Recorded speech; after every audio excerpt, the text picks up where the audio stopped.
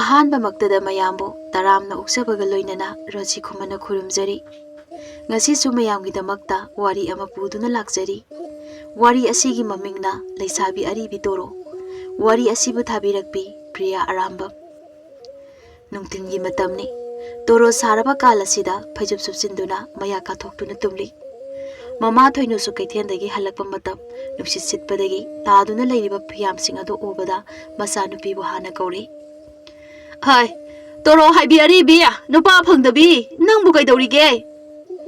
ꯇꯣꯔꯣ ꯏꯈꯪ ꯈꯪꯏ ꯃꯃꯥꯒꯤ ꯑꯌꯥꯛꯄ ꯈꯣꯟꯖꯦꯜ ꯑꯗꯨꯗ ꯃꯌꯥ ꯀꯥꯊꯣꯛꯇꯨꯅ ꯇꯨꯝꯂꯝꯕ ꯑꯗꯣ ꯐꯨꯛ ꯍꯧꯒꯠꯂꯛꯇꯨꯅ ꯐꯃꯨꯡ ꯑꯗꯨ ꯁꯦꯝꯖꯤꯜꯂꯤ꯫ ꯑꯗꯨꯒ ꯊꯣꯛꯂꯛꯏ꯫ "ꯀꯔꯤꯅꯣ ꯏꯃꯥ, ꯀꯔꯤ ꯈꯨꯜꯂꯥꯎꯅꯣ? ꯀꯔꯤ ꯈꯨꯜꯂꯥꯎꯅꯣ ꯍꯥꯏꯗꯤ ꯀꯩꯅꯣ? ꯅꯃꯤꯠꯇꯣ ꯂꯤꯔꯛꯄ ꯑꯗꯨꯗ ꯇꯥꯡꯂꯕ꯭ꯔꯣ? ꯎꯗ꯭ꯔꯕ꯭ꯔꯣ ꯇꯥꯔꯤꯕ ꯃꯌꯥꯝ ꯑꯁꯦ? ꯐꯤ ꯇꯥꯔꯦ ꯈꯪꯉꯗꯤ ꯏꯃꯥꯁꯨꯅꯦ ꯈꯨꯝꯒꯠꯄ ꯌꯥꯔꯤ ꯄꯣꯠꯅꯤ꯫ ꯃꯁꯤꯒꯤ ꯑꯔꯤꯕꯤꯁꯤꯗꯅꯦ ꯐꯨꯔꯒꯦ" ꯍꯥꯏꯅ ꯇꯥꯟꯅꯩ꯫ "ꯑꯁ ꯏꯃꯥ, ꯀꯔꯤꯅꯣ ꯍꯟꯅꯨꯔꯀꯥꯟꯗꯨꯗ? ꯑꯔꯤꯕꯤ, ꯅꯪꯗꯤ ꯀꯩꯗꯧꯔꯤ? ꯌꯥꯔꯦꯁꯦ ꯏꯃꯥ, ꯇꯣꯛꯑꯁꯤ" ꯍꯥꯏꯗꯨꯅ ꯁꯣꯔ ꯃꯄꯤ ꯍꯣꯜꯂꯤ ꯑꯅꯤꯃꯛ, ꯑꯗꯨꯒ ꯃꯈꯥꯗ ꯐꯝꯊꯩ꯫ ꯃꯃꯥ ꯑꯗꯣ ꯉꯁꯥꯏ ꯃꯈꯩ ꯃꯆꯥꯅꯨꯄꯤꯒꯤ ꯃꯃꯥꯏ ꯑꯗꯨꯗ ꯌꯦꯡꯂꯨꯗꯕꯅꯤ꯫ ꯑꯗꯨꯕꯨ ꯋꯥ ꯉꯥꯡꯒꯦ ꯍꯥꯏꯅ ꯌꯦꯡꯂꯛꯄꯗ ꯃꯌꯥ ꯀꯥꯗꯨꯅ ꯇꯨꯝꯂꯨꯕꯒꯤ ꯃꯇꯤꯟ ꯇꯥꯈꯤꯕꯒꯤ ꯑꯉꯧꯕ ꯄꯛꯂꯤꯕ ꯑꯗꯣ ꯃꯃꯥ ꯑꯗꯨꯅ ꯎꯔꯨꯕꯗꯒꯤ, "ꯅꯪ ꯏꯃꯨꯡꯒꯤ ꯊꯕꯛ ꯑꯩꯅ ꯍꯥꯏꯔꯝꯕꯁꯤꯡꯗꯨꯕꯨ ꯂꯣꯏꯁꯤꯜꯂꯕ꯭ꯔꯣ?" ꯇꯣꯔꯣ ꯄꯥꯈꯠꯅ, "ꯏꯃꯥ, ꯑꯩꯗꯨ ꯇꯧꯒꯦ ꯇꯧꯔꯝꯕꯅꯦꯕ, ꯑꯗꯨꯗ ꯏꯇꯥ ꯃꯌꯥꯝ ꯂꯥꯛꯁꯤꯜꯂꯛꯇꯅ ꯇꯧꯍꯧꯗ꯭ꯔꯦ." "ꯍꯥꯏ ꯆꯤꯟꯊꯤꯕꯤ, ꯇꯨꯝꯂꯨꯔꯤꯕ ꯅꯠꯇ꯭ꯔꯣ? ꯅꯪ ꯏꯇꯥ ꯀꯥꯏꯅ ꯑꯉꯥꯡ ꯄꯤꯁꯛꯁꯤꯡ ꯑꯗꯨꯒ ꯅꯪꯇ ꯐꯨꯔꯒꯦꯍꯦ" ꯍꯥꯏꯗꯨꯅ ꯐꯦꯅꯥꯠ ꯑꯗꯨ ꯂꯧꯊꯣꯛꯇꯨꯅ ꯊꯣꯝꯃꯤ꯫ ꯇꯣꯔꯣꯁꯨ ꯐꯨꯛ ꯍꯧꯒꯠꯇꯨꯅ ꯆꯦꯟꯈꯤ꯫ "ꯉꯥꯏꯈꯣ ꯍꯥꯏꯔꯤꯁꯤꯅꯦ, ꯅꯌꯨꯝ ꯄꯥꯟꯈ꯭ꯔꯣ, ꯆꯠꯂꯣ" ꯍꯥꯏꯅ ꯂꯥꯎꯏ꯫ ꯇꯣꯔꯣ ꯑꯗꯣ ꯆꯦꯟꯊꯣꯛꯂꯛꯄꯗ ꯃꯈꯣꯏꯒꯤ ꯊꯣꯡꯒꯥꯟ ꯃꯄꯥ ꯑꯗꯨꯗ ꯅꯨꯄꯥ ꯑꯃꯗ ꯋꯥꯏꯁꯤꯜꯂꯝꯃꯤ꯫ "ꯑꯁ, ꯀꯔꯝꯕ ꯃꯤꯇꯥꯡꯕ ꯃꯤꯅꯣ?" ꯅꯨꯄꯥ ꯑꯗꯨꯅ, "ꯏꯆꯦ ꯊꯔꯣ ꯅꯠꯇ꯭ꯔꯣ?" "ꯃꯥꯅꯦ, ꯅꯪꯅ ꯀꯅꯥꯅꯣ?" "ꯑꯁ, ꯂꯩꯀꯥꯏꯁꯤꯗ ꯑꯁꯨꯛ ꯀꯨꯏꯅꯁꯨ ꯂꯩꯔꯛꯑꯒ ꯏꯆꯦꯁꯤꯗꯤ ꯇꯜꯂꯤꯍꯦ, ꯅꯅꯥꯎ ꯑꯩ ꯐꯥꯎꯕ ꯈꯪꯂꯝꯗꯦ." "ꯍꯦꯔꯥ, ꯑꯗꯨꯃꯥꯏꯅ ꯍꯥꯏꯅꯨꯗ, ꯅꯁꯛꯀ ꯐꯖꯔꯤꯌꯦ, ꯁꯛꯁꯤꯒ ꯅꯃꯤꯡ ꯍꯥꯏꯔꯛꯑꯣ, ꯅꯠꯇ꯭ꯔ ꯅꯣꯏ ꯄꯥꯕꯒꯤ ꯃꯤꯡ ꯍꯥꯏꯔꯛꯑꯣ." "ꯏꯃꯤꯡꯕꯨꯗꯤ ꯆꯤꯡꯂꯦꯟ ꯀꯧꯏ, ꯑꯩꯈꯣꯏ ꯄꯥꯕꯒꯤꯅ ꯆꯥꯎꯊꯣꯏ ꯀꯧꯕꯅꯤ." "ꯑꯣ, ꯈꯪꯉꯦ, ꯅꯪ ꯑꯣꯏꯔꯦ, ꯌꯦꯡꯉ ꯆꯠꯂꯨꯅꯦ." "ꯍꯣꯏ ꯏꯆꯦ, ꯑꯩꯅ ꯂꯥꯟꯕ ꯑꯣꯏꯔ ꯃꯥꯜꯂꯦ, ꯆꯨꯝꯅ ꯆꯠꯂꯨꯕ ꯑꯩꯒꯤ ꯏꯔꯥꯜꯅꯤ." "ꯌꯥꯔꯦꯍꯦ ꯅꯪꯁꯨ, ꯆꯠꯂꯣ."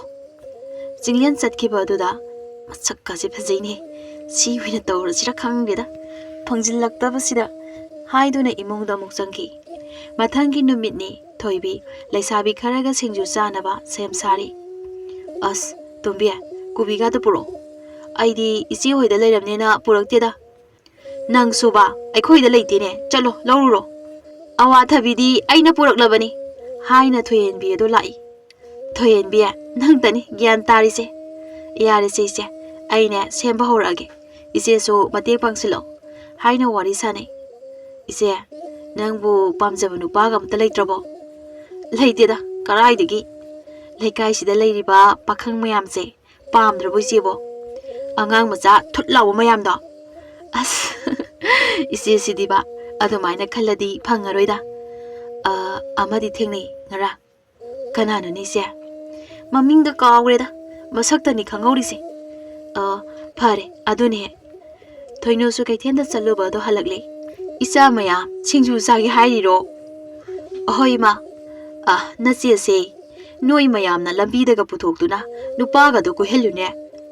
"ꯀꯗꯥꯏꯗꯩꯅꯣꯗ ꯏꯃꯥ, ꯄꯨꯊꯣꯛꯎꯅꯦ, ꯑꯃ ꯍꯥꯏꯔꯨꯅꯤ ꯑꯉꯥꯡꯅꯤꯒ ꯍꯅꯨꯔꯦꯒꯅ. ꯐꯪꯗ꯭ꯔꯤꯁꯦ ꯑꯃ ꯐꯪꯉꯗꯤ ꯌꯥꯔꯦ ꯈꯟꯗꯕ, ꯁꯛꯁꯤꯒ ꯀꯌꯥꯃꯨꯛ ꯐꯖꯔꯗꯅ." "ꯌꯥꯔꯦ ꯏꯃꯥ, ꯆꯠꯂꯣ, ꯅꯪ ꯂꯩꯍꯧꯈꯤꯗꯣꯏꯔꯣ?" "ꯉꯥꯏꯈꯣꯍꯦ, ꯀꯔꯤ ꯑꯉꯥꯡꯅꯣꯅꯦ, ꯍꯥꯏꯔꯣꯀꯣ." "ꯏꯃꯥꯅꯅꯦ ꯌꯣꯜꯂꯛꯄꯒꯤ ꯑꯦꯟꯖꯥꯡ ꯈꯔ ꯂꯦꯝꯕꯅꯤ, ꯁꯤꯡꯖꯨꯗ ꯍꯥꯞꯄ ꯌꯥꯕ ꯃꯈꯩ ꯂꯧꯍꯧꯔꯣꯁꯦ" ꯍꯥꯏꯅ ꯃꯥꯒꯤ ꯄꯣꯠꯁꯤꯡ ꯑꯗꯨ ꯂꯣꯏꯅ ꯊꯝꯃꯤ꯫ "ꯎ ꯃꯣꯔꯣꯛꯁꯤꯗꯪ ꯑꯣꯏꯅ ꯂꯧꯍꯧꯔꯒꯦꯗ, ꯑꯩꯒꯤꯁꯨ ꯈꯔ ꯄꯨꯔꯛꯎꯀꯣ, ꯆꯥꯛꯀ ꯆꯥꯗ꯭ꯔꯤꯕꯅꯤ ꯑꯩ." "ꯍꯣꯏ ꯏꯅꯦ, ꯄꯤꯔꯛꯀꯦ" ꯍꯥꯏꯔꯗꯨꯅ ꯃꯈꯣꯏ ꯃꯁꯦꯟ ꯋꯥꯔꯤ ꯁꯥꯟꯅꯈꯤ꯫ ꯅꯣꯡꯃꯒꯤ ꯅꯨꯃꯤꯠꯅꯤ꯫ ꯇꯣꯔꯣ ꯂꯝꯕꯤꯗ ꯆꯠꯂꯤꯉꯩ ꯊꯣꯏꯍꯦꯟꯕꯤ ꯑꯃꯗꯤ ꯆꯤꯡꯂꯦꯟ ꯂꯝꯕꯤꯗ ꯆꯠꯂꯝꯃꯤ꯫ ꯑꯃꯅ ꯃꯥꯡꯗ ꯆꯠꯄꯅꯤ, ꯑꯃꯅ ꯇꯨꯡꯗ ꯏꯟꯕꯅꯤ꯫ ꯃꯇꯧ ꯑꯗꯨꯗ ꯇꯣꯔꯣꯅ, "ꯃꯈꯣꯏꯒꯤꯁꯤꯕꯨ ꯀꯣꯏꯅꯔꯤꯕ ꯀꯥꯏꯗꯣ ꯑꯣꯏꯔꯖꯥꯠꯂꯅꯦ? ꯑꯃꯨꯛꯅꯦ ꯑꯣꯏꯔꯝꯗꯅ ꯑꯩ ꯊꯃꯣꯏꯒꯁꯦ ꯀꯥꯏꯅꯤꯍꯦ." ꯁꯣꯝꯗꯅ ꯆꯤꯡꯂꯦꯟ ꯊꯣꯏꯍꯦꯟꯕꯤꯒꯤ ꯇꯨꯡ ꯏꯟꯗꯨꯅ, "ꯑꯩꯒꯤ ꯊꯣꯏ, ꯅꯪꯕꯨ ꯁꯥꯎꯔꯅꯨ ꯀꯩꯗꯧꯔꯒꯦ?" "ꯀꯩꯗꯧꯔꯦ ꯍꯥꯏꯕꯅꯣ?" "ꯁꯥꯎꯅꯣꯃꯤ, ꯅꯪꯕꯨ ꯅꯨꯡꯉꯥꯏꯇꯦꯕ." ꯃꯤꯅ ꯎꯔꯒ ꯑꯃꯨꯛ ꯃꯤ ꯋꯥ ꯉꯥꯡꯅꯅꯤ ꯆꯠꯂꯣ ꯃꯤ ꯁꯥꯎꯗ꯭ꯔꯦ ꯍꯥꯏꯔꯣ ꯆꯠꯂꯒꯦ ꯁꯥꯎꯅꯤ ꯑꯩꯗꯤ ꯁꯥꯎꯗꯣꯔꯤ ꯑꯗꯨ ꯑꯣꯏꯔꯗꯤ ꯍꯥꯏꯗꯨꯅ ꯃꯈꯨꯠ ꯑꯗꯨ ꯇꯥꯞ ꯄꯥꯏꯔꯛꯏ ꯃꯗꯨꯗ ꯊꯣꯏꯍꯦꯟꯕꯤ ꯏꯈꯪ ꯈꯪꯅ ꯀꯅꯥ ꯀꯅꯥ ꯂꯩꯕꯒꯦ ꯍꯥꯏꯅ ꯌꯦꯡꯉꯤ ꯇꯥ ꯆꯤꯡꯂꯦꯟ ꯆꯠꯂꯣ ꯃꯤ ꯑꯩ ꯁꯥꯎꯗ꯭ꯔꯦꯕ ꯆꯠꯂꯨꯁꯦ ꯆꯠꯂꯣ ꯍꯥꯏꯅ ꯏꯜꯂꯤ ꯆꯤꯡꯂꯦꯟꯁꯨ ꯅꯣꯛꯇꯨꯅ ꯆꯠꯈꯤ ꯁꯣꯝꯗ ꯇꯣꯔꯣꯗꯤ ꯃꯈꯨꯠꯅ ꯃꯃꯤꯠ ꯃꯄꯥ ꯑꯗꯨ ꯈꯟꯖꯤꯜꯂꯤ ꯑꯗꯨꯒ ꯈꯤꯇꯪ ꯐꯥꯛꯇꯣꯛꯇꯨꯅ ꯌꯦꯡꯉꯤ ꯏꯃꯥꯏ ꯏꯃꯥꯏ ꯑꯔꯦ ꯑꯩꯅ ꯄꯥꯝꯂꯤꯕ ꯅꯨꯄꯥꯁꯤꯁꯨ ꯃꯤꯒꯤ ꯑꯃꯨꯛ ꯑꯣꯏꯔꯝꯂꯗꯤ ꯏꯗ ꯁꯤꯖꯅꯤꯡꯉꯦꯗꯀꯣ ꯍꯥꯏꯅ ꯃꯀꯣꯛꯇ ꯗꯨꯞ ꯗꯨꯞ ꯊꯥꯖꯤꯜꯂꯤ ꯃꯁꯤꯒꯤ ꯅꯨꯄꯥꯁꯦ ꯆꯠꯈ꯭ꯔꯤꯉꯩꯁꯤꯗ ꯑꯝꯇ ꯆꯪꯁꯤꯜꯂꯨꯒꯦ ꯍꯥꯏꯅ ꯊꯣꯏꯍꯦꯟꯕꯤꯒꯤ ꯅꯥꯛꯇ ꯆꯦꯟꯕꯣꯏ ꯂꯥꯛꯄꯣꯏ ꯂꯥꯛꯏ ꯊꯣꯏꯍꯦꯟꯕꯤ ꯇꯨꯡ ꯑꯣꯟꯗꯨꯅ ꯌꯦꯡꯊꯣꯛꯂꯛꯏ ꯑꯦ ꯏꯆꯦ ꯀꯥꯏ ꯆꯠꯂꯨꯕꯅꯣ ꯁꯨꯝ ꯀꯣꯏꯊꯣꯔꯛꯄꯅꯤꯗ ꯑꯩꯁꯦ ꯑꯣ ꯑꯗꯣ ꯀꯩꯅꯣꯝꯇ ꯍꯪꯒꯦꯗꯅ ꯊꯣꯏꯍꯦꯟꯕꯤ ꯏꯄꯥ ꯄꯥꯈꯠꯂꯤ ꯎꯔꯝꯂꯗꯤ ꯁꯣꯏꯗꯅ ꯀꯔꯤꯕꯨ ꯍꯥꯏꯔꯛꯇꯣꯏꯅꯣ ꯍꯥꯏꯅ ꯈꯜꯂꯤ ꯑꯧ ꯏꯆꯦ ꯍꯥꯏꯔꯛꯑꯣ ꯂꯥꯟꯅꯗꯤ ꯂꯧꯅꯨꯀꯣ ꯍꯧꯖꯤꯛꯀꯤ ꯅꯨꯄꯥꯗꯣ ꯅꯪꯒ ꯈꯪꯅꯕ꯭ꯔꯣ ꯑꯧ ꯏꯆꯦ ꯆꯨꯝꯅ ꯇꯤꯟꯅꯕꯅꯤ ꯇꯣꯔꯣ ꯑꯗꯨꯝꯅ ꯍꯥꯏꯔꯛꯄ ꯑꯗꯨꯗ ꯋꯥꯈꯜ ꯈꯜꯂꯤ ꯆꯨꯝꯅ ꯇꯤꯟꯅꯔꯒ ꯑꯁꯨꯃꯥꯏꯅ ꯍꯦꯛꯇ ꯇꯧꯗꯣꯏ ꯅꯠꯇꯦꯗ ꯍꯥꯏꯅ ꯅꯝꯐꯝ ꯍꯦꯛꯇ ꯍꯪꯂꯛꯏ ꯈꯪꯂꯒꯦ ꯍꯥꯏꯕꯒꯨꯝ ꯅꯆꯦꯅꯤꯅꯦ ꯑꯩꯁꯦ ꯀꯩꯝꯇ ꯏꯀꯥꯏꯒꯅꯣ ꯍꯥꯏꯔꯛꯑꯣꯁꯦ ꯀꯅꯥꯅ ꯀꯔꯤꯕꯨ ꯍꯥꯏꯔꯛꯇꯣꯏꯅꯣꯅꯦ ꯅꯠꯇꯦꯗ ꯏꯆꯦ ꯍꯥꯏꯔꯛꯑꯣꯅꯦ ꯃꯁꯛꯅ ꯃꯁꯛ ꯐꯖꯔꯤꯕ ꯑꯣꯟꯊꯣꯛꯅ ꯆꯥꯟꯅꯈ꯭ꯔꯤꯃꯤ ꯊꯣꯏꯍꯦꯟꯕꯤꯗꯣ ꯍꯥꯏꯐꯦꯠ ꯅꯣꯛꯇꯨꯅ ꯈꯪꯈ꯭ꯔ ꯄꯣꯠꯅꯤ ꯏꯆꯦꯁꯤꯃ ꯋꯥꯔꯤ ꯁꯥꯟꯅꯗꯨꯅ ꯆꯠꯂꯝꯕꯗꯒꯤ ꯇꯣꯔꯣ ꯑꯗꯨ ꯃꯌꯨꯝꯗ ꯍꯜꯂꯒꯦ ꯊꯕꯛ ꯂꯩꯍꯧꯏ ꯍꯥꯏꯗꯨꯅ ꯆꯠꯈꯤ ꯃꯃꯥ ꯊꯣꯏꯅꯣꯁꯨ ꯃꯄꯥꯟꯗ ꯏꯟꯖꯥꯡ ꯃꯟꯗꯨꯅ ꯂꯩꯔꯝꯃꯤ ꯊꯕꯛꯀ ꯌꯥꯝ ꯐꯔꯦꯗ ꯍꯣ ꯅꯪꯅꯗꯤ ꯇꯧꯗ꯭ꯔꯕꯅꯤꯅꯅꯦ ꯑꯩꯅ ꯇꯧꯔꯦꯗꯅ ꯃꯨꯛ ꯍꯧꯔꯛꯑꯅꯤ ꯀꯔꯥꯏ ꯆꯠꯂꯨꯔꯤꯕ ꯅꯪꯅ ꯂꯤꯔꯕꯅꯤꯅꯅꯦ ꯅꯨꯄꯥ ꯊꯤꯔꯤꯅꯤꯗꯅ ꯑꯣ ꯐꯩ ꯑꯗꯨꯒꯤꯕꯨ ꯑꯣꯏꯔꯗꯤ ꯑꯗꯨꯒꯤꯒ ꯑꯣꯏꯔꯝꯗꯗꯤꯀꯣ ꯌꯥꯝ ꯇꯨꯀꯠꯆꯩ ꯀꯔꯤꯅꯣ ꯑꯩꯈꯣꯏ ꯃꯥꯁꯤꯕꯣ ꯅꯪ ꯍꯦꯟꯅ ꯇꯨꯀꯠꯆꯈ꯭ꯔꯦ ꯏꯕꯦꯝꯃ ꯅꯠꯇꯦ ꯃꯤ ꯑꯇꯩꯒꯤ ꯃꯃꯥꯉꯩꯗꯤ ꯃꯆꯥꯉꯩꯁꯦ ꯃꯅꯥꯛꯇꯒꯤ ꯍꯦꯜꯍꯟꯅꯤꯡꯗꯗꯅ ꯃꯌꯨꯝ ꯄꯥꯟꯈꯤꯅꯨꯒꯅ ꯍꯥꯏꯅꯩ ꯑꯗꯨꯒ ꯅꯪꯅ ꯍꯣ ꯃꯣꯏꯒꯤꯅꯅꯦ ꯃꯆꯥꯗꯣ ꯑꯉꯥꯡ ꯑꯣꯏꯔꯤꯕ ꯂꯩꯁꯥꯕꯤ ꯐꯥꯗ ꯉꯥꯏꯔꯤꯕ ꯅꯪꯅꯅꯦ ꯀꯛ ꯀꯛ ꯂꯥꯎꯔꯕ ꯑꯔꯤꯕꯤ ꯆꯪꯈ꯭ꯔꯣꯁꯦ ꯑꯇꯩ ꯊꯕꯛ ꯇꯧꯔꯨꯆꯣ ꯑꯩ ꯇꯧꯕꯤꯔꯒꯦ ꯏꯟꯖꯥꯡꯗꯣ ꯀꯔꯤ ꯑꯔꯥꯏꯕ ꯐꯝꯃꯒ ꯇꯧꯕ ꯊꯕꯛꯁꯤꯅ ꯅꯪ ꯇꯧꯕꯤꯒꯦ ꯑꯩꯅ ꯑꯋꯥꯕ ꯊꯕꯛ ꯇꯧꯔꯨꯆꯣ ꯁꯤꯔꯣ ꯏꯃꯥ ꯑꯐꯕꯤꯗ ꯈꯟꯕꯤ ꯑꯩ ꯑꯣꯏꯅꯅꯦ ꯑꯇꯣꯞꯄ ꯊꯕꯛꯇꯣ ꯇꯧꯔꯨꯔꯒꯦ ꯍꯥꯏꯅ ꯆꯪꯈꯤ ꯑꯍꯤꯡꯒꯤ ꯃꯇꯝꯅꯤ ꯇꯣꯔꯣ ꯋꯥꯈꯜ ꯈꯜꯂꯤ ꯊꯣꯛꯅ ꯅꯨꯡꯉꯥꯏꯈꯤꯗꯦꯗ ꯑꯩꯒ ꯍꯥꯟꯅ ꯊꯦꯡꯅꯖꯔꯝꯃꯗꯤꯀꯣ ꯍꯥꯏꯅ ꯇꯛꯁꯤ ꯁꯣꯜꯂꯤ ꯃꯄꯥꯗꯨꯁꯨ ꯃꯤꯒꯗꯤ ꯌꯥꯝ ꯐꯕꯅꯤꯅꯦ ꯃꯄꯥꯗꯣ ꯑꯣꯏꯅ ꯇꯧꯁꯜꯂꯁꯤꯔꯅꯦ ꯑꯩꯕꯣ ꯀꯩꯗꯧꯋꯤꯒꯦ ꯑꯉꯥꯡꯁꯤꯡꯁꯨ ꯑꯉꯥꯡ ꯃꯁꯦꯟ ꯃꯔꯥꯏꯅ ꯀꯣꯏꯅꯖꯔꯅꯤ ꯍꯥꯏꯅ ꯇꯨꯝꯈꯤ ꯅꯣꯡ ꯉꯥꯟꯕ ꯃꯇꯝꯗ ꯇꯣꯔꯣ ꯆꯥꯛꯈꯨꯝꯒꯤ ꯏꯁꯤꯡ ꯂꯩꯇꯦ ꯍꯥꯏꯗꯨꯅ ꯏꯁꯤꯡ ꯁꯣꯛꯄ ꯆꯠꯂꯝꯃꯤ ꯀꯩꯅꯣ ꯇꯟꯖꯥꯁꯤꯗ ꯑꯌꯨꯛꯁꯤꯗ ꯊꯕꯛ ꯑꯝꯇ ꯂꯩꯇꯖꯥꯠꯂꯣ ꯑꯃꯨꯛ ꯎꯅꯔꯤꯁꯤꯕꯣ ꯀꯥꯟꯅꯗꯦ ꯑꯩ ꯆꯪꯉꯒ ꯊꯕꯛꯁꯤꯡꯁꯦ ꯂꯣꯏꯁꯤꯟꯕ ꯂꯣꯏꯔꯒ ꯇꯥ ꯆꯥꯎꯊꯣꯏ ꯑꯣꯏꯅ ꯂꯨꯝꯃꯨꯔꯒꯦ ꯃꯌꯨꯝꯗ ꯆꯪꯂꯛꯇꯨꯅ ꯊꯕꯛꯁꯤꯡ ꯑꯗꯨ ꯅꯪꯉꯔꯣꯏ ꯍꯥꯏꯕꯒꯨꯝ ꯁꯠ ꯂꯣꯏꯁꯤꯜꯂꯤ ꯃꯃꯥꯕꯨ ꯆꯥꯛ ꯄꯤꯖꯔꯝꯗꯨꯅ ꯃꯍꯥꯛꯅ ꯆꯥꯛ ꯆꯥꯗꯕ ꯃꯈꯩ ꯆꯥꯎꯊꯣꯏ ꯍꯣꯏꯒꯤ ꯃꯌꯨꯝꯒꯤ ꯊꯣꯡꯒꯥꯟ ꯃꯄꯥꯗ ꯃꯊꯟꯇ ꯀꯣꯏꯆꯠ ꯆꯠꯂꯝꯃꯤ ꯂꯤꯔꯛꯑꯕꯅꯤꯅ ꯏꯀꯥꯏꯕꯁꯨ ꯀꯌꯥ ꯄꯣꯛꯂꯨꯗ꯭ꯔꯤ ꯍꯥꯏꯕꯗꯨꯅꯤ ꯑꯎꯕ ꯃꯤꯈꯩꯅ ꯌꯦꯡꯅꯔꯝꯃꯤ ꯑꯗꯨꯕꯨ ꯃꯈꯣꯏꯁꯨ ꯍꯥꯏꯐꯦꯠ ꯀꯧꯗꯨꯅ ꯑꯗꯨꯃꯛ ꯆꯠꯈꯤ ꯈꯣꯝꯕꯁꯨ ꯃꯇꯥꯎ ꯍꯣꯏꯗ ꯆꯠꯇꯕ ꯀꯨꯏꯔꯦ ꯍꯥꯏꯗꯨꯅ ꯂꯥꯛꯄꯅꯤ ꯑꯗꯨꯕꯨ ꯇꯣꯔꯣꯅ ꯆꯥꯎꯊꯣꯏꯒꯤ ꯊꯣꯡꯒꯥꯜꯗꯨꯗ ꯍꯪꯒꯠ ꯍꯟꯗ ꯆꯠꯂꯤꯕ ꯑꯗꯨ ꯎꯕꯗ ꯃꯆꯥꯅꯨꯄꯥ ꯂꯨꯝꯕ ꯑꯣꯏꯔꯝꯒꯅꯤ ꯈꯜꯂꯝꯃꯤ ꯃꯅꯥꯛ ꯌꯧꯁꯤꯜꯂꯛꯄꯗ ꯈꯣꯝꯕꯅ 이베마 또로 낭부시다 그이다우리버노네 마마 ꯀꯩꯝ ꯇꯧꯗꯦꯗ ꯁꯨꯝ ꯀꯣꯏꯆꯠ ꯆꯠꯂꯤꯕ ꯍꯥꯏꯗꯨꯅꯤ ꯐꯩ ꯆꯠꯀꯗꯕꯅꯤ ꯍꯥꯏꯅ ꯆꯥꯎꯊꯣꯏꯒꯤ ꯃꯌꯨꯝꯗ ꯆꯪꯂꯛꯏ ꯆꯥꯎꯊꯣꯏ ꯃꯄꯥꯟꯗ ꯐꯝꯗꯨꯅ ꯃꯣꯔꯥ ꯁꯥꯔꯝꯃꯤ 이따 우다 꾸이래다 아야 이따 락리브로 라오세 시다 펌물로 꾸이래다 우키다바 아이슈네 이슈싱 아두가 누밋 쭈빠 아마 사나두나 레 아두나 상드레네 ꯐꯩꯗ ꯅꯁꯨꯒ ꯎꯕ ꯐꯪꯂꯤꯕꯗꯣ ꯑꯩꯗꯤ ꯒ꯭ꯌꯥꯟꯒ ꯇꯥꯗ꯭ꯔꯦꯗ ꯆꯥꯛꯁꯨ ꯊꯣꯡ ꯃꯣꯔꯥꯁꯨ ꯁꯥ ꯊꯕꯛꯀꯤ ꯊꯕꯛ ꯉꯥꯛꯇ ꯅꯆꯥꯅꯨꯄꯥꯗꯣ ꯍꯥꯏꯌꯨꯗꯅ ꯆꯍꯤ ꯆꯞ ꯆꯥꯔꯕꯅꯤꯀꯣ ꯏꯁꯨꯒ ꯁꯥꯟꯅꯗꯅ ꯅꯨꯡꯉꯥꯏꯅ ꯂꯩꯒꯗꯕ ꯃꯇꯝ ꯑꯁꯤꯗ ꯍꯥꯏꯔꯦ ꯋꯥꯠꯂꯤ ꯉꯥꯛꯇ 이헤 ꯑꯗꯨ ꯍꯥꯏꯔꯒ ꯃꯄꯥꯟꯗꯅꯦ ꯏꯇꯥꯎ ꯍꯣꯏꯒꯤ ꯊꯣꯡꯒꯥꯟꯗ 이베마 또로도 ꯂꯩꯍꯧꯏꯅꯦ ꯀꯅꯥꯅ 또로 ꯍꯥꯏꯗꯤ ꯑꯁ ꯂꯣꯏꯔꯦ ꯂꯩꯁꯥꯕꯤ ꯑꯔꯤꯕꯤ ꯇꯣꯔꯣꯗꯣ ꯑꯣ ꯈꯪꯉꯦ ꯃꯥꯗꯤ ꯁꯤꯗ ꯀꯩꯗꯧꯕ ꯈꯪꯗꯦꯗ ꯑꯗꯨꯗꯤ ꯅꯆꯥꯅꯨꯄꯥꯒ ꯂꯨꯝꯃꯤꯖꯥꯠꯂꯣ ꯏꯍꯦ ꯑꯗꯨꯕꯨ ꯑꯣꯏꯔꯝꯂꯗꯤ ꯁꯣꯏꯔꯦ ꯅꯨꯡꯇꯤꯒꯤ ꯇꯣꯔꯣ ꯑꯗꯨ ꯆꯥꯎꯊꯣꯏꯒꯤ ꯊꯣꯡꯒꯥꯟꯗ ꯂꯥꯛꯑꯝꯃꯤ ꯃꯇꯧ ꯑꯗꯨꯗ ꯆꯥꯎꯊꯣꯏꯅ ꯏꯆꯥ ꯅꯨꯄꯥꯁꯦ ꯌꯥꯝꯅ ꯅꯨꯡꯁꯤꯔꯝ ꯃꯥꯜꯂꯦꯗ ꯅꯨꯡꯇꯤꯒꯤ ꯍꯦꯛ ꯂꯥꯛꯏ ꯂꯥꯛꯇꯕ ꯅꯨꯃꯤꯠ ꯁꯨꯡꯌꯥꯎꯕꯨ ꯌꯥꯎꯗꯦꯗ ꯀꯩꯗꯧꯋꯤ ꯂꯤꯔꯁꯨ ꯏꯃꯧ ꯊꯣꯛ ꯑꯣꯏꯊꯣꯛꯄ ꯍꯥꯏꯕꯗꯨꯅꯤ ꯀꯧꯕꯨ ꯀꯧꯁꯤꯜꯂꯨꯈꯤꯒꯦ ꯆꯥꯛꯅ ꯆꯥꯛ ꯊꯣꯡꯕ ꯇꯟꯕꯅꯤ ꯍꯥꯏꯗꯨꯅ ꯊꯣꯡꯒꯥꯜꯂꯣꯝꯗ ꯊꯣꯛꯂꯛꯇꯨꯅ ꯇꯣꯔꯣꯕꯨ ꯀꯧꯁꯤꯜꯂꯝꯃꯤ ꯇꯣꯔꯣꯁꯨ ꯅꯣꯛꯃꯤꯒ ꯇꯧꯔꯒ ꯆꯪꯁꯤꯜꯂꯛꯏ ꯏꯆꯥꯕꯨ ꯀꯩꯗꯧꯕ ꯅꯨꯡꯇꯤꯒꯤ ꯂꯥꯛꯄꯅꯣ ꯁꯨꯝ ꯂꯥꯛꯄꯅꯤꯗ ꯁ꯭ꯋꯥꯏꯗꯅ ꯈꯔ ꯅꯨꯡꯉꯥꯏꯌꯦꯅ ꯈꯪꯉꯤꯗ ꯅꯄꯥ ꯍꯣꯏꯁꯨꯅꯦ ꯅꯣꯏꯗꯧꯅ ꯂꯩꯁꯥ ꯄꯥꯈꯪ ꯑꯣꯏꯔꯛꯂꯤꯕꯅꯤꯗꯣ ꯏꯀꯥꯏꯒꯅꯨ ꯇꯣꯔꯣ ꯍꯥꯏꯔꯤꯕ ꯑꯗꯨ ꯈꯪꯂꯤꯕ꯭ꯔꯥ ꯈꯪꯗꯕ꯭ꯔꯥ ꯈꯪꯗꯦ ꯏꯀꯥꯏꯁꯟꯅꯗꯨꯅ ꯂꯩ ꯏꯀꯥꯏꯒꯅꯨꯅꯦ ꯅꯈꯨꯠ ꯌꯦꯡꯒꯦ ꯆꯥꯛ ꯊꯣꯡꯉꯨ ꯂꯥꯎ ꯍꯩꯕ ꯅꯠꯇ꯭ꯔꯣ ꯑꯧ ꯍꯩ ꯍꯧꯖꯤꯛꯇꯒꯤ ꯌꯦꯡꯊꯣꯛꯑꯁꯨ ꯍꯥꯏꯅ ꯏꯃꯨꯡꯗ ꯆꯪꯈꯤ ꯍꯩꯃꯥ ꯉꯥꯏꯈꯣꯅꯦ ꯍꯩ ꯑꯣꯟꯅꯔꯦ ꯆꯪꯂꯤꯕꯗꯣ ꯍꯥꯏꯕꯒ ꯇꯥꯗꯦ ꯇꯣꯔꯣ ꯆꯥꯎꯊꯣꯏꯒꯤ ꯀꯥꯗꯅꯤ ꯆꯪꯂꯤꯕ ꯑꯗꯣ ꯑꯁ ꯀꯩꯅꯣ ꯃꯅꯝꯁꯤꯗꯤ ꯍꯩꯃꯥ ꯑꯗꯨꯗꯣ ꯑꯩꯒꯤ ꯀꯥꯅꯤꯅꯦ ꯍꯩ ꯆꯥꯛꯈꯨꯝ ꯅꯠꯇꯦ ꯂꯥꯛꯑꯣꯁꯦ ꯇꯥꯛꯀꯦꯁꯦ ꯍꯥꯏꯅ ꯆꯥꯛꯈꯨꯝ ꯇꯥꯛꯂꯝꯗꯨꯅ ꯃꯥꯒꯤ ꯃꯣꯔꯥ ꯁꯥꯕ ꯑꯗꯨ ꯁꯥꯏ ꯁꯣꯝꯗ ꯇꯣꯔꯣꯗꯤ ꯆꯥꯛ ꯊꯣꯡꯅ ꯆꯥꯎꯊꯣꯏꯒꯤ ꯀꯥ ꯑꯗꯨ ꯑꯃꯨꯛ ꯆꯪꯂꯛꯏ ꯀꯩꯅꯣ ꯃꯅꯝꯁꯤꯕꯣ ꯑꯣꯟꯊꯣꯛꯅ ꯅꯝꯊꯤꯈ꯭ꯔꯦ ꯈꯨꯗꯩꯒꯥꯁꯦ ꯑꯁ ꯍꯦꯛ ꯆꯈꯥꯏꯔꯗꯅ ꯃꯣꯠꯈꯩ ꯆꯥꯛꯈꯨꯝ ꯆꯪꯂꯛꯇꯨꯅ ꯆꯥꯛ ꯊꯣꯡꯕ ꯑꯗꯨ ꯑꯃꯨꯛ ꯂꯣꯏꯁꯤꯜꯂꯤ ꯂꯣꯏꯔꯕꯗ ꯆꯥꯛ ꯑꯗꯨ ꯊꯤꯗꯨꯅ ꯆꯥꯎꯊꯣꯏꯕꯨ ꯆꯥꯍꯜꯂꯝꯃꯤ ꯆꯥꯎꯊꯣꯏꯅ ꯆꯥꯛ ꯆꯥꯔꯤꯉꯩ ꯇꯣꯔꯣ ꯆꯥꯎꯊꯣꯏꯒꯤ ꯀꯥꯒꯗꯨ ꯁꯤꯠ ꯅꯥꯟꯅ ꯂꯣꯏꯁꯤꯟꯕꯤꯔꯝꯃꯤ ꯐꯤꯁꯨ ꯁꯨꯗꯣꯛꯄꯤꯔꯝꯃꯤ ꯊꯕꯛ ꯑꯅꯝꯕ ꯂꯣꯏꯔꯕꯗ ꯇꯣꯔꯣ ꯀꯩꯝꯇ ꯍꯥꯏꯔꯝꯗꯅ ꯃꯥꯒꯤ ꯆꯠꯐꯝ ꯊꯣꯛꯄ ꯆꯠꯈꯤ ꯁꯣꯝꯗꯅ ꯆꯥꯎꯊꯣꯏꯅ ꯏꯃꯧ ꯏꯕꯦꯝꯃ ꯏꯃꯧ ꯅꯨꯄꯤ ꯅꯪꯕꯨ ꯀꯥꯏꯗ ꯂꯩꯒꯦ ꯍꯥꯏꯅ ꯄꯀꯧꯗ ꯀꯧꯏ ꯀꯥ ꯈꯨꯗꯤꯡ ꯆꯪꯗꯨꯅ ꯌꯦꯡꯕꯗ ꯂꯣꯏꯅ ꯁꯤꯠ ꯅꯥꯜꯂꯝꯃꯤ ꯑꯗꯨ ꯎꯕꯗ ꯏꯃꯧꯁꯦ ꯑꯣꯟꯊꯣꯛꯅ ꯐꯈ꯭ꯔꯦꯗ ꯅꯨꯡꯉꯥꯏꯔꯦ ꯍꯥꯏꯗꯨꯅ ꯀꯧꯕ ꯑꯗꯨ ꯇꯣꯛꯇꯦ ꯈꯨꯝꯂꯛꯇ꯭ꯔꯕ ꯑꯗꯨꯗ ꯇꯣꯔꯣ ꯑꯗꯨ ꯆꯠꯈ꯭ꯔꯦ ꯈꯪꯂꯛꯏ ꯆꯥꯛꯁꯤꯗꯁꯨ ꯆꯥꯔꯒ ꯆꯠꯂꯗꯤꯅꯦ ꯐꯒꯗꯕꯅꯤ ꯏꯀꯥꯏꯔ ꯃꯥꯜꯂꯤꯅꯦ ꯀꯩꯝ ꯍꯦꯛ ꯍꯥꯏꯔꯝꯗꯈꯩ ꯆꯠꯈꯤ ꯁꯣꯝꯗ ꯊꯣꯌꯦꯟꯕꯤ ꯃꯇꯥ ꯃꯌꯥꯝꯒ ꯀꯩꯊꯦꯜꯗ ꯍꯜꯂꯛꯄꯗ ꯃꯥꯕꯨ ꯄꯥꯝꯖꯕ ꯅꯨꯄꯥ ꯑꯗꯨ ꯊꯦꯡꯅꯔꯝꯃꯤ ꯑꯩꯗꯤ ꯑꯁꯦ ꯌꯥꯝ ꯇꯜꯂꯦ ꯀꯃꯥꯏ ꯇꯧꯅꯤ ꯃꯤꯗꯤ ꯁꯛ ꯐꯖꯕꯅꯤꯅ ꯃꯐꯝ ꯈꯨꯗꯤꯡꯒꯤ ꯍꯦꯛ ꯉꯥꯏꯔꯝꯃꯤ ꯋꯥꯊꯤ ꯉꯥꯡꯅꯨꯕ ꯑꯁꯦ ꯃꯁꯛꯁꯤꯕꯨ ꯌꯦꯡꯅꯤꯡꯗꯦ ꯑꯩ ꯍꯥꯏꯅ ꯃꯈꯣꯏꯅ ꯂꯩꯔꯤꯕ ꯖꯒꯥ ꯑꯗꯣ ꯈꯪꯁꯤꯟꯅꯗ ꯆꯠꯀꯦ ꯇꯧꯏ ꯑꯗꯨꯕꯨ ꯄꯥꯔꯤꯅ ꯃꯃꯥꯡꯗ ꯊꯠꯆꯤꯟꯗꯨꯅ ꯉꯥꯏꯈꯣ ꯊꯣꯌꯦꯟꯕꯤ ꯑꯩꯒꯤ ꯄꯥꯎꯈꯨꯝꯗꯣ ꯄꯤꯔꯝꯃꯣ ꯍꯟꯖꯤꯟ ꯍꯥꯏꯔꯦꯗꯅ ꯏꯕꯨꯡꯅꯤ ꯈꯟꯕꯗꯒꯤ ꯍꯦꯟꯅ ꯑꯍꯦꯟꯕ ꯈꯟꯕ ꯉꯝꯃꯣꯏ ꯑꯩꯗꯤ ꯍꯥꯏꯖꯔꯦꯅ ꯁꯨꯝ ꯄꯣꯡꯊꯣꯛꯏꯔꯣ ꯅꯪꯒꯤꯁꯦ ꯈꯨꯗꯥꯡꯗꯣ ꯄꯥꯏꯔꯒ ꯆꯤꯡꯕꯗ ꯀꯅꯥꯅ ꯀꯩ ꯍꯥꯏꯕ ꯉꯝꯗꯧꯔꯤꯒꯦ ꯑꯗꯨꯒꯨꯝꯕ ꯎꯁꯤꯠꯇꯕ ꯋꯥꯉꯥꯡꯗꯣ ꯑꯩꯉꯣꯟꯗ ꯉꯥꯡꯂꯛꯀꯅꯨ ꯅꯪ ꯀꯩꯗꯧꯗꯣꯏꯕ ꯍꯥꯏꯗꯨꯅ ꯈꯨꯗꯥꯡ ꯑꯗꯨ ꯄꯥꯏꯒꯦ ꯇꯧꯏ ꯊꯣꯌꯦꯟꯕꯤ ꯁꯥꯎꯅ ꯃꯃꯥꯏ ꯑꯗꯨꯗ ꯊꯥꯖꯤꯜꯂꯤ ꯌꯥꯅꯤꯡꯗꯕ ꯍꯥꯏꯕꯁꯦ ꯌꯥꯝꯅ ꯌꯥꯅꯤꯡꯗꯕꯅꯤ ꯒ꯭ꯌꯥꯟ ꯇꯥꯗ꯭ꯔꯣ ꯍꯟꯖꯤꯟ ꯍꯥꯏꯔ ꯐꯥꯎꯕ ꯏꯀꯥꯏꯕꯗꯨ ꯌꯥꯝꯅ ꯈꯪꯗ꯭ꯔꯤꯕꯗꯨꯕꯨ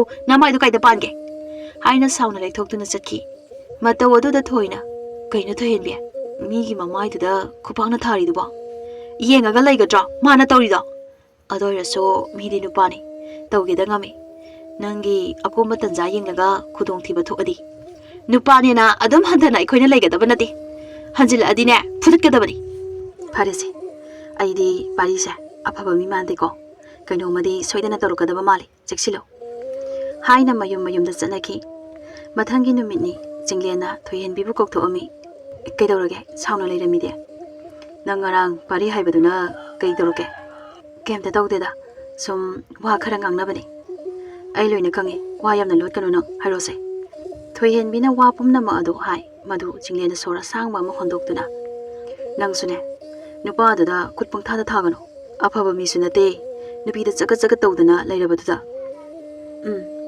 ꯍꯥꯏꯗꯨꯅ ꯇꯨꯃꯤꯟꯅ ꯂꯩ ꯐꯖꯕ ꯀꯣꯏꯕꯁꯦ ꯋꯥꯏꯗ ꯁꯦꯟꯅꯗꯗꯤ ꯌꯥꯔꯔꯣꯏ ꯍꯥꯏꯅ ꯂꯪꯅꯔꯛꯏ ꯌꯥꯔꯦ ꯏꯕꯨꯡꯉꯣ ꯑꯗꯨ ꯂꯥꯏꯔꯤ ꯏꯆꯦ ꯇꯣꯔꯣꯗꯣ ꯑꯩꯒꯤ ꯌꯨꯝꯗꯒ ꯂꯥꯛꯑꯒ ꯊꯕꯛꯀ ꯂꯣꯏꯅ ꯇꯧꯔꯝꯃꯦꯅ ꯑꯩꯈꯣꯏ ꯄꯥꯕꯅ ꯍꯥꯏꯔꯛꯏꯃꯤ ꯃꯥꯗꯤ ꯀꯩꯒꯤ ꯈꯪꯗꯦ ꯑꯗꯨꯗꯤ ꯑꯩꯈꯣꯏ ꯄꯥꯕꯒ ꯈꯪꯅꯔꯤꯔ ꯀꯩꯅೋ ꯊꯥꯒꯠꯈꯤꯕꯁꯤꯅ ꯑꯩꯈꯣꯏ ꯄꯥꯕꯅ ꯑꯗꯨ ꯍꯥꯏꯔꯒ ꯅꯣꯛꯃꯤꯟꯅꯩ ꯅꯣꯡꯃꯒꯤ ꯅꯨꯃꯤꯠꯅꯤ ꯁꯨꯃꯥꯡ ꯂꯤꯂꯥ ꯂꯩ ꯍꯥꯏꯗꯨꯅ ꯌꯦꯡꯕ ꯍꯜꯂꯛꯄꯗ ꯑꯍꯤꯡꯒꯤ ꯃꯇꯝ ꯑꯣꯏ ꯃꯤ ꯃꯌꯥꯝ ꯑꯃꯁꯨ ꯆꯠꯅꯩ ꯑꯗꯨꯕꯨ ꯊꯣꯏꯍꯟꯕꯤ ꯍꯣꯏꯅ ꯃꯅꯤꯡ ꯏꯊꯪ ꯊꯪꯉꯤ ꯃꯅꯦꯁꯤꯡꯒ ꯂꯥꯛꯃꯤꯟꯅꯕꯅꯤ ꯑꯗꯨꯕꯨ ꯃꯅꯦꯁꯤꯡ ꯑꯗꯨꯗꯤ ꯃꯗꯥꯁꯤꯡꯒ ꯋꯥꯔꯤ ꯇꯧꯗꯨꯅ ꯃꯥꯡ ꯊꯥꯗꯨꯅ ꯆꯠꯈꯤꯕꯅꯤ ꯅꯨꯡꯉꯥꯏꯕ꯭ꯔꯣ ꯉꯁꯤꯒꯤ ꯂꯤꯂꯥꯗꯨꯕꯣ ꯅꯨꯡꯉꯥꯏ ꯀꯥꯏꯗꯩꯅꯣ ꯑꯩꯗꯤ ꯀꯞꯂꯨꯔꯕꯅꯤ ꯍꯥꯏꯅ ꯊꯣꯌꯦꯟꯕꯤꯅ ꯍꯥꯏꯔꯛꯏ ꯀꯔꯤ ꯃꯇꯥꯡꯗ ꯀꯞꯂꯤꯕ ꯅꯪꯗꯤ ꯑꯁ Mama macha kainabai matangdo yorukbaiduda noi ne hoisu sum saki aduna ayogre nang mina marai phajagi jiniko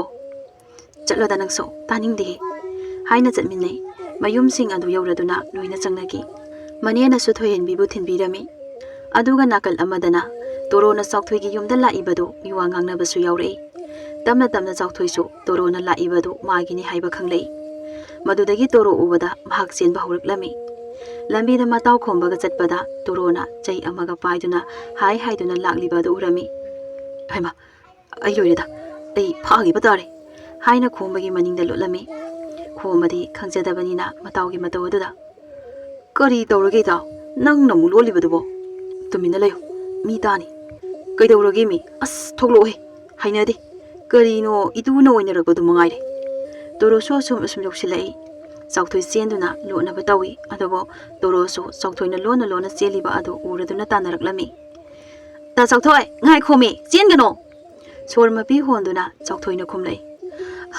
ibema sendrabadi nahakna pharoidro pang ai nang phagi na lakpa nati ngai khomi haiduna kan hekta tanai saukthoi su hanuraba su ngamjabi thakta seli chenba ngamlaktraduna migi maningda phal hekta chongchinduna lotki haima lotkhene toro su ko yengi tanja adu saukthoi na as loyedana manam chiri haina kanna hairakpani toro su taraduna yengthoklui adubu saukthoi na chongchiliruba mafam adudi migi yungi khong hampham maningda oirami madu ubada toro do nokduna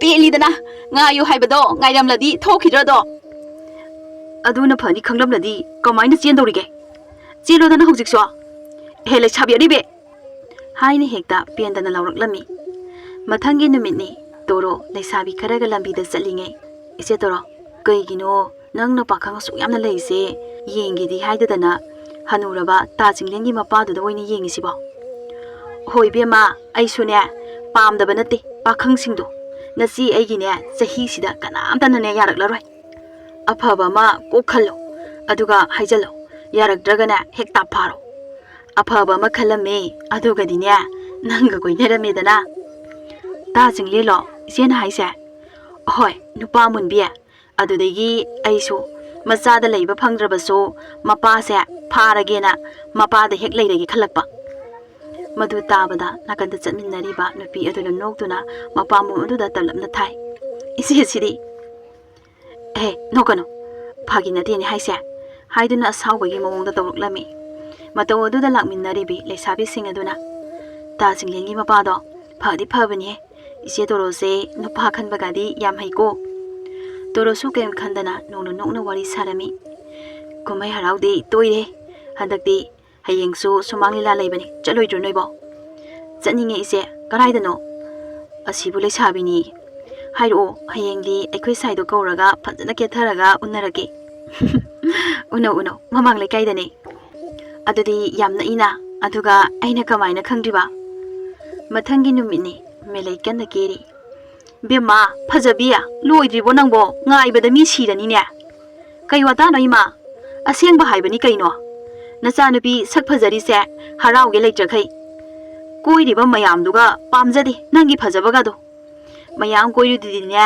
nacha se sak phajabani na mayam na hairakpa aduda yaruba haisu haibani yaman khreko hemali tawno adugumbado nama aidi arepa amadane adum lepi mi nane sonari bani mi amadawna ne thamoi sengu haidana aigisu sona halaga loire kaino adugibo nangi adudi nama ai pamde michat thina bane melaisu loiraduna mamada ima nanga ngoroko hairamduna thoki mama nabi sing aduso mahakpu ngaiduna leirami punna chaminnari nungtigi hek thengi ibemana iwala kanina kereini kaino kaya subano unadusina adumaina hainuda yare noigi maraido to haina mama nabi amana hairakpani adai lairi ise torodo lawi haibro mana so hudu omaga khangdini haifet hangusi chalo punna toro hoida lai ise toro kai haige haina imungdagi thoklei kaino ise toro chatlaroidro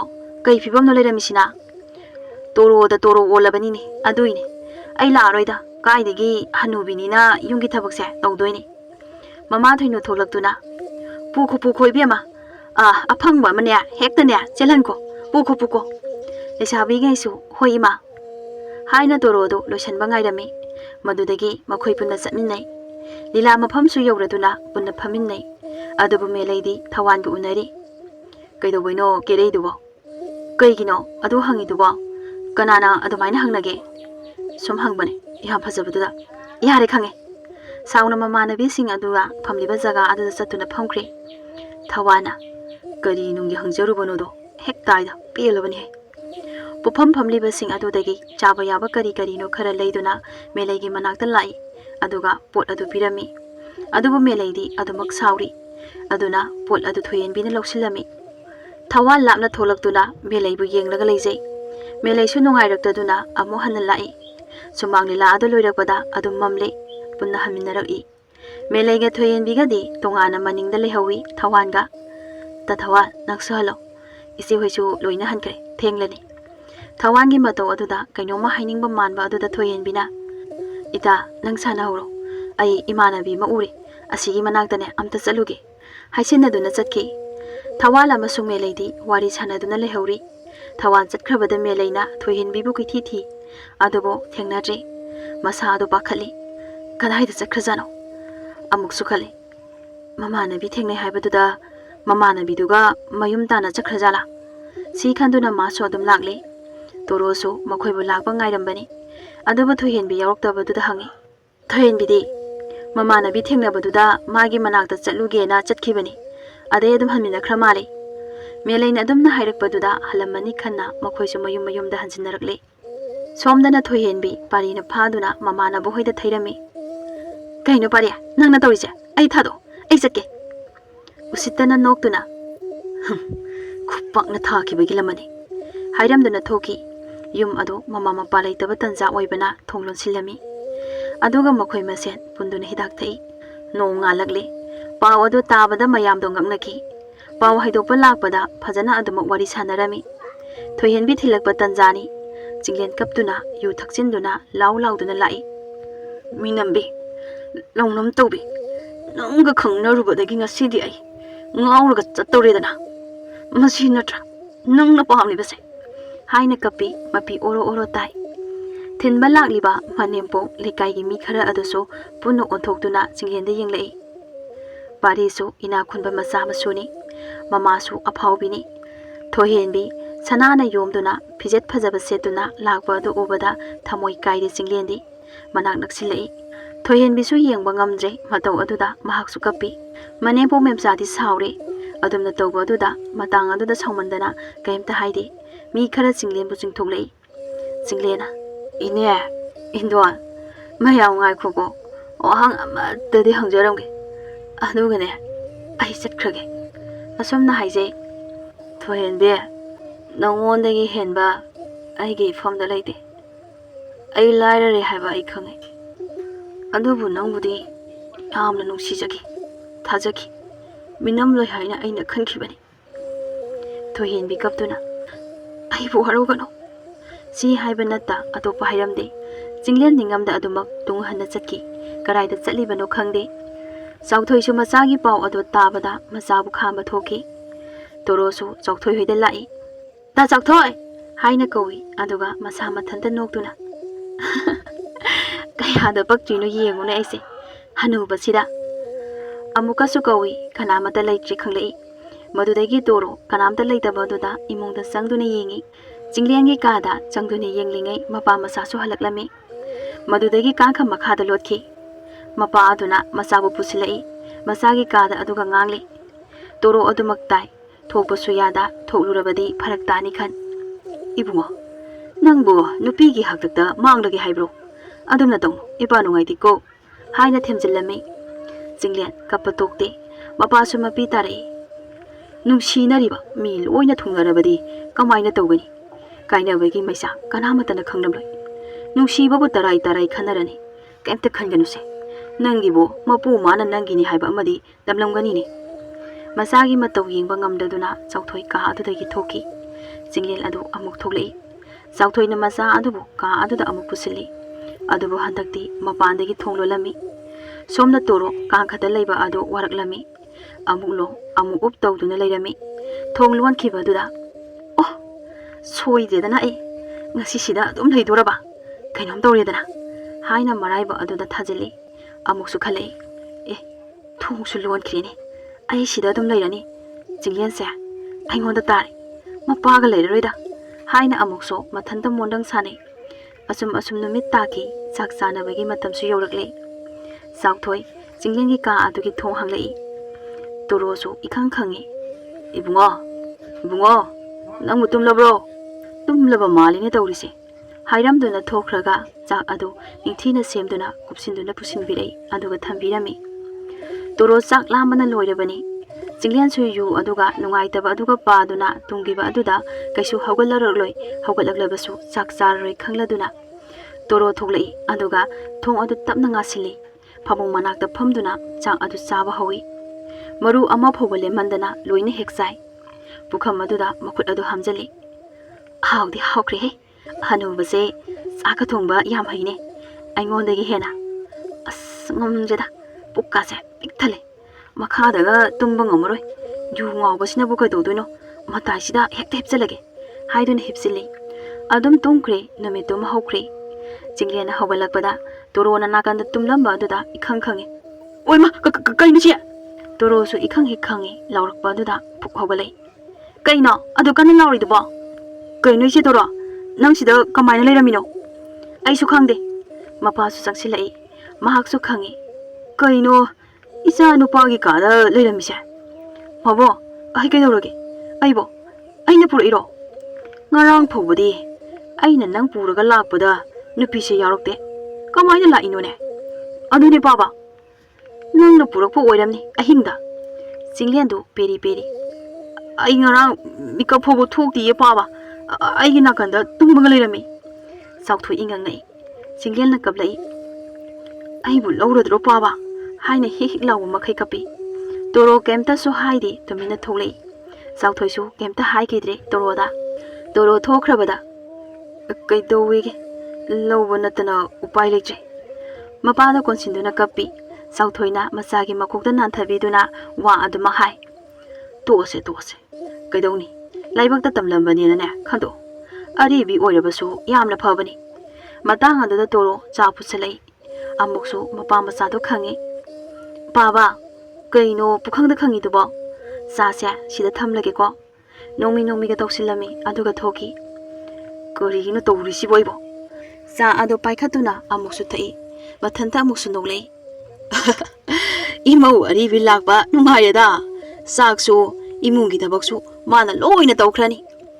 ihari baba nang thokro sauthoi lekai gi han kharaga paw haidopa chatlami harauna phajana hairaklami thoinuna so ada dada isanu pido kharanganadi thinbira ugo hoi thinjarage bhakti amata haiduna mayumda halakle noma hauki lohomba su loikre pari gi imungdani memchana ibiyama se hangam se thongjilo ima kaidawre kem tawdida thonglo yare wa yamna nganglakanu thoyen bibu parina phajana tawbije tathi tawoina tawbirami nungsidaba sunate khangde magi matausi phusu phubi manemna su khamtokte awana khangli pari su halai chakhumda changlaktuna chagloi jibo hoji phoba thoyen bi pakhale loire thiro sasat chang adu loiba makti natte kharadi watli bani adubu phurani chairani kiduna hairi bani pari makhong makhul adu hamba thoki thoyen bi nangnabani haiduna thuna loisinaba honai asaba kol aduda paisaluba aduda makhut adu pokre tanja aduda amuk laure loi jibo hoji phoba khonjel aduda chak ado chat thiduna thangdoklei ahingi matamni parina thoyen bibu phurami karigino haibadi phuriba mahaksu khanglamde sauningduna phuribani chaina aduna thoyen bi ado law khongduna kapi aibu phugunu ima aibu kanbiyo mama adu su sanglei kaimtadi haiba ngamlamde kaya su khoidadi mamawbu mahakna aduna khamtoke su khallude haifeti hairami ipunga ahingi matamni adumna tawganu mina taragane phasu phajade masa adu yararoi tawganu ko hairamduna thoki pari thoyen bigi machel adu phibun mensilli aduga koksilami Ngahak lairaba tungda mahak tungki thohenbi kachil amada phamduna kapli hanagi matamda jinglenda mahangna wasakhiba aduso ningsinglei ta jingle aidi nangna taba atopa kanamta yengoi nangna aigi aroibani wasakliba sini karigumba aina nangna taba kanaga punsi leipun semba tarabadi punsi se wana nungaiba phangdelenjage adu khalubada thohenbi hi hi kapi nong ngalakpa matamni toro ayunganna hogatuna kawai sili singlel ado mamit pangli hugalaktuna tholakpa aduda toro ubada khangi masam ado hanadagi su khoire hogalakpadadi makoksu hatribaga oibana ifa phaba makai nothaduna leiramba aduda khangbani kaino ise toro khangine asungado nang ise se adum kaudoiraba phudaro haibra nang he aingondagi uda kai hanbaduda kai kaudoino tallida ise adum kauge sahi mari muksura fowa toro macha yoramde lai khuramba matasthade kona thangda ningjaba kanbadagi torogi su mapu mahakna macha piba ama pirami adubu thoyenbidi mabukta mitamduna leiriba angang ado parina somda phubada mabukta kausilaktuna angang adu kaiki wasaktunara magi laibakta asumna tho haina thoklibra macha amadi phangjaki maduso parina masagi mamai aduda sapu kana thabada manada yekhiduna tabagi pangan walami torogi imungdadi masagi kumhai yengduna harauna leiki awatpa amata leita mapuroiba oiriba jinglena torobo yamna luna tawbirami nungsu yamna nungsibirami thoyenbigi wakhansu khankhidre matam amada yamna khanjarami haujikti mahakidi torona loijari